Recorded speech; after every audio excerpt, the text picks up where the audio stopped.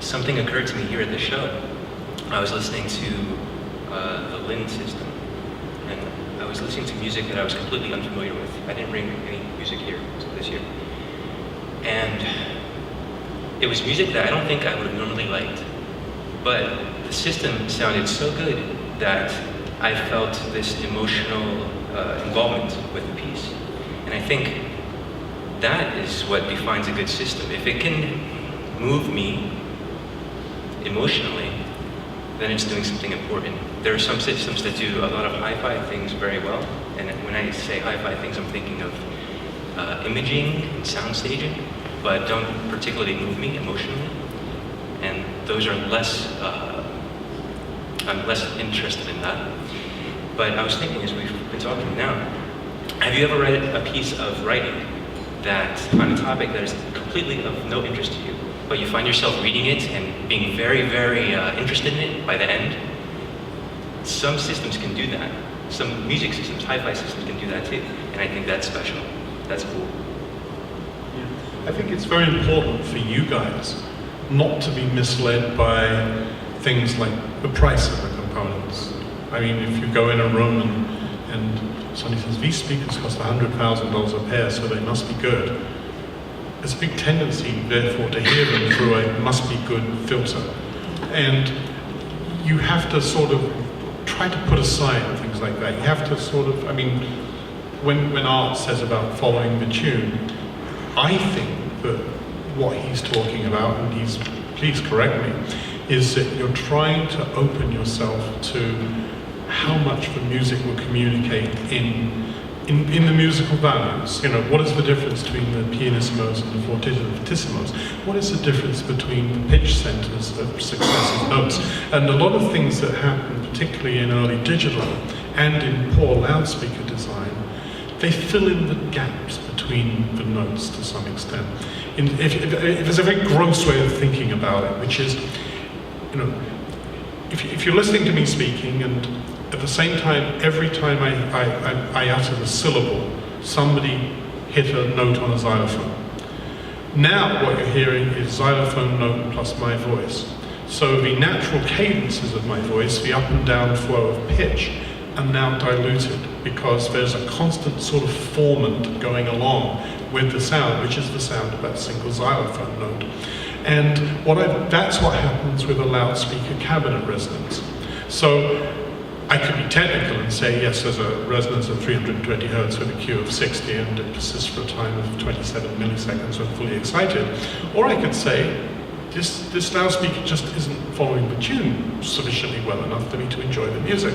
Now, that's a much easier thing to try, I think, to detect, which is the effect on the music, than the technical explanation, which is what I am concentrating on in my role at the magazine. So you have to, you know, sort of throw yourself open to what your ears are telling you without your brain interceding and saying, no, wait a minute, this is a $100,000 loudspeaker, so it can't be doing what I hear. Or I can think of no way of a loudspeaker to affect the pitch impression of the music, so therefore I can't be hearing that. You have to be honest to what you hear is like the most fundamental advice to anybody auditioning audio equipment. You go into dealers and you listen to the product because Robert Deutsch has said it's really fine, or Dudley said it's fine, or I have said it's fine, and you listen to it and it doesn't move you in any way, then whatever we are valuing in that product isn't what you are looking for, and you mustn't substitute our value systems for your needs. Art? I think that's true, and I think that sometimes we're criticized for bringing things other than audio into our reviews, or at least, you know, I a lot. And I think we were talking before, Robert and I, and we were speaking with someone making the larger point that you can't get anything more out of a piece of art than what you bring to a piece of art. And I think it's important for you to know what we're bringing to that table. And so we drop little things in about our political opinions and things like that. And you get some idea of what we're like and where we're coming from. And I think that can't help but color our perceptions. You know, we're not you, and you know, the things that move me, or the things that move John aren't necessarily the things that are going to move you. It's totally okay. I'm not saying there's no such thing as bad gear. We've all heard a whole lot of it, but there things that are a class AAA component for me won't always be the same for you, and that's fine. That's how it should be. I mean, I was having an email exchange with a reader on this very subject a few weeks back, and he said, well, surely you're abdicating your role. Your role as a review magazine is to tell us what to buy, to tell us what's best and what's worst. And I'm thinking, well, no. What we can do is describe the equipment to you with, as Art says, imposing our own filter of values on that, for you then to decide to pick a short list of products which may have a chance of suiting your own needs. I mean, he really wanted me to tell him what to buy, and in the end I felt like saying, go and buy anything, doesn't matter. Just go in a store, take out your credit card, pick something at random and buy it. Listen to it for a year, and then in a year's time, you will have a much better idea of what you want. Because we can't tell you what you want or what you need. We can only offer you possibilities.